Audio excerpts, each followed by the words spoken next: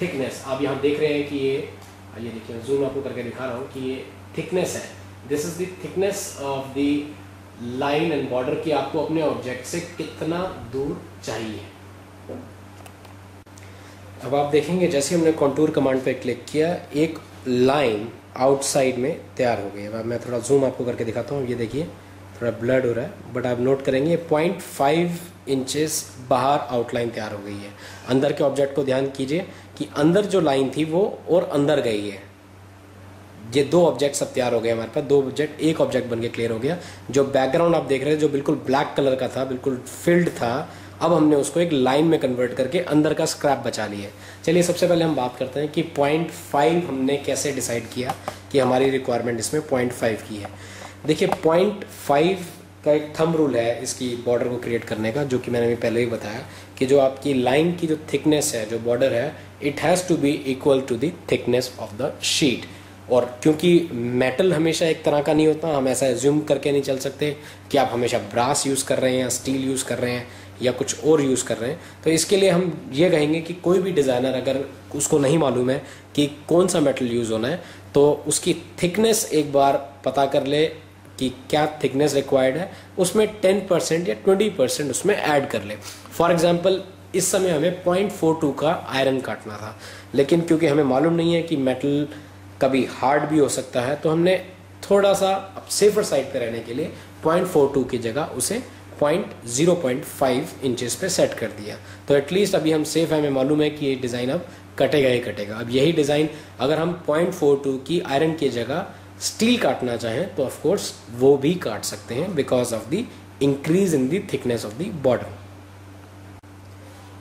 अब जब आप कंटूर दे चुके हैं अब आपको इसे ब्रेक अपार्ट करना है। वो ब्रेक अपार्ट इसलिए करना है कि अगर आप कलर फिलिंग करने की कोशिश करेंगे तो ये पूरा का पूरा ऑब्जेक्ट ही भर जाएगा, जबकि हमें कलर सिर्फ बॉर्डर्स में चाहिए। जो हमने स्पेस क्रिएट किया है बॉर्डर का 0.5 का जो एक स्पेस एक लाइन क्रिएट करी है, सिर्फ उसके अंदर लाइन चाहिए, कलर चाहिए, ताकि वो एक बोल्ड लाइन नजर आए।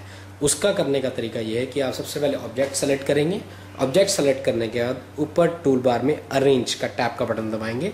अरेंज के अंदर आप देखेंगे कमांड है ब्रेक कॉन्टूर ग्रुप अपार्ट। ये आप कंट्रोल के से भी कर सकते हैं, और जो कंप्यूटर्स पहली बार यूज़ कर रहे हैं उनको मैं बता दूं कि कंट्रोल को आपने दबाए रखना है और इसके बाद आपने के का बटन दबाना है। इससे ये ऑब्जेक्ट ब्रेक अपार्ट हो जाएगा, अलग अलग हो जाएगा।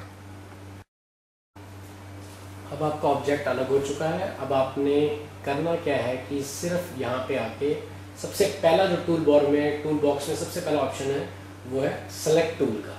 आपने सेलेक्ट का बटन दबाना है। ब्रेक अपार्ट हो चुका है, आपने सेलेक्ट का बटन दबाया और कुछ नहीं करना, कहीं स्क्रीन पे कहीं पे भी क्लिक नहीं करना। ये सेलेक्ट का बटन आपका यहाँ पे जैसे आप एरो पे क्लिक करेंगे, एरो पे क्लिक करते हैं यहाँ कंबाइन का ये बटन है, ये हाईलाइट हो जाएगा।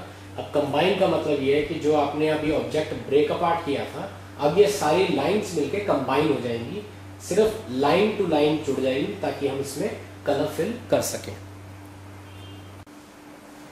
अब आपने कंबाइन का बटन दबा दिया। अब आपको इसमें ब्लैक कलर फिल करना है। राइट साइड में आप कलर पैलेट आप देख रहे हैं जो कि 100% जेट ब्लैक से शुरू होता है। आपने सिर्फ सेलेक्ट का टूल ले जाके वहाँ पे ब्लैक कलर फिलिंग की कमांड देनी, सिर्फ राइट माउस क्लिक करना है। अब देखिए हम ब्लैक कलर इसमें फिल कर चुके हैं। हमारा ऑर्नामेंट इस समय रेडी है। अब आप ये देखेंगे कि सेंटर में आप ये सोच रहे हो कहाँ से बीच में डिज़ाइन कहाँ से आ गया।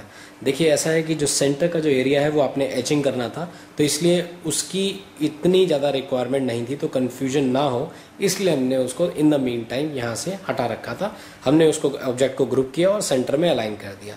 अब कैसे पता चलेगा कि कौन सा एरिया कट होना है और कौन सा एरिया एच होना है, अब वो बताते हैं नेक्स्ट स्टेप के अंदर।